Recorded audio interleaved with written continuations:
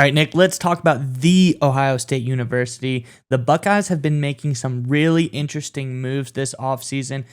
Something, a little bit off the beaten path as far as us usually talking about players, but I think this move is huge because I think doing this will help the Buckeyes be competitive in the long term, all the way down the road. We all know that they've been very competitive, but I'm talking about championship caliber team here, Nick, and this is going to be very, very interesting. Yeah, Miles, I think it's a very important story you dug up. But before we get into that, Ohio State fans, we want to hear from you guys in the comment section below. Obviously, spring practice is around the air in Ohio State and, frankly, in all of college football. The Buckeyes added a lot of players, whether it's through the transfer portal or some recruits that came in early enrollees.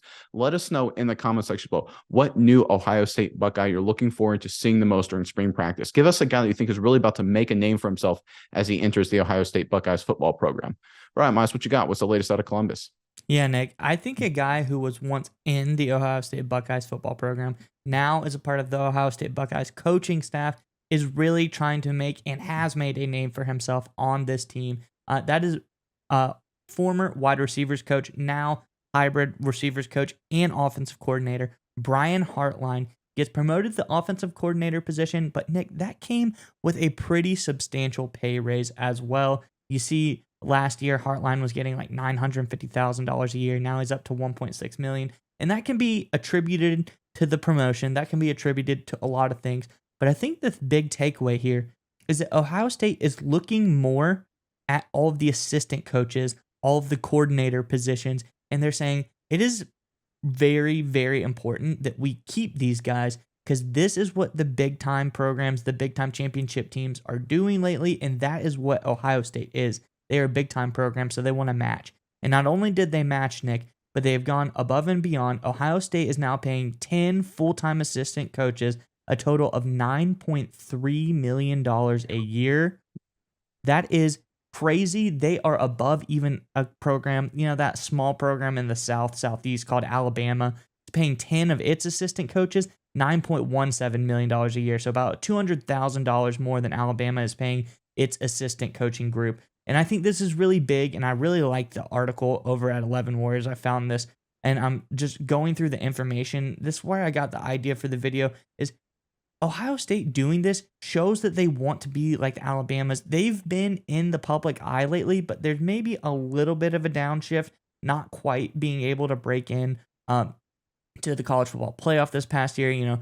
They haven't been able to win a championship in a couple of years, but they have been right there, and this might be the move to do it, Nick. And here, I want to bring up a graph of all the coaching hires here and all the coaching pay raises, and you can see just how big of a deal this is. You see Brian Hartline, $650,000 raise. You see a guy like Tim Walton, a pass game coordinator for the defense, a $300,000 raise. You see tight ends coach Keenan Bailey, $250,000 raise. They're giving these guys raises because these guys are important to the program and they want to keep them there. What do you think about all of these coaching salary increases, Nick?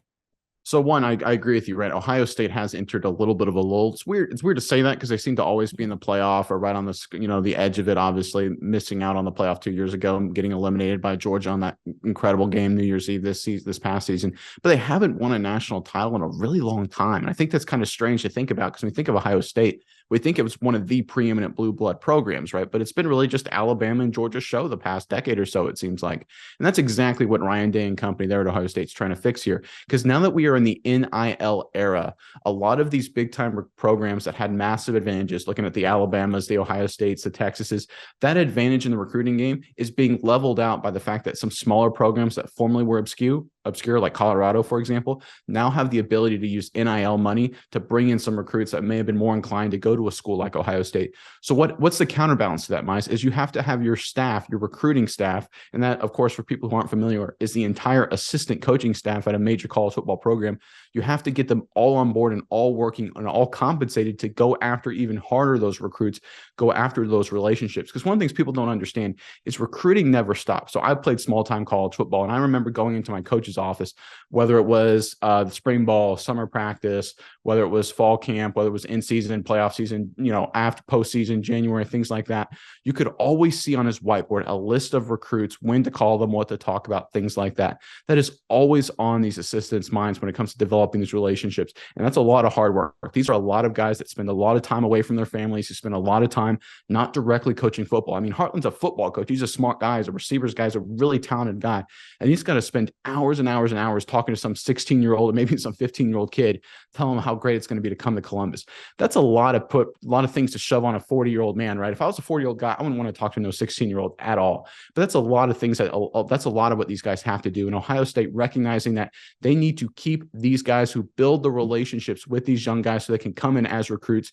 They need to keep these assistant coaches compensated and want to stay in Columbus and not be tempted by other programs that may pay them more money or potentially give them more opportunities to maybe take some of that recruiting off their plate, right? Because one of those things, if you become like a big name offensive coordinator somewhere, you don't have to do as much in recruiting. It's more delegated to the assistants coach. So you brought up Bailey as the tight ends coach, right? If he went on to be, let's say, an offensive coordinator at say even a D1 AA school, an FCS school as it's called now, he wouldn't have to recruit as much. So even though it may not be as glorious as Ohio State, it would be like, hey, I don't have to recruit. I don't have to spend 6 months of the year away from my family. I'll take that job. But he gives them 250,000 reasons to stay at Ohio State and keep recruiting, right? And that's how smart it is. You build that program, you keep your assistant coaches in place so that we can maintain those relationships with those recruits, because that's how you counteract that NIL money. I truly believe we've gone in a weird world in college football where it used to be, in the old days, it was like the pony excess, right? It was like everyone's spending money, and then that got cracked down again. And then you had people have to build relationships, and now that money's back on the top of the list. Now the way to counteract that is to build the relationships again. And that's what Ohio State is doing here. And that's why they're focusing on their assistants.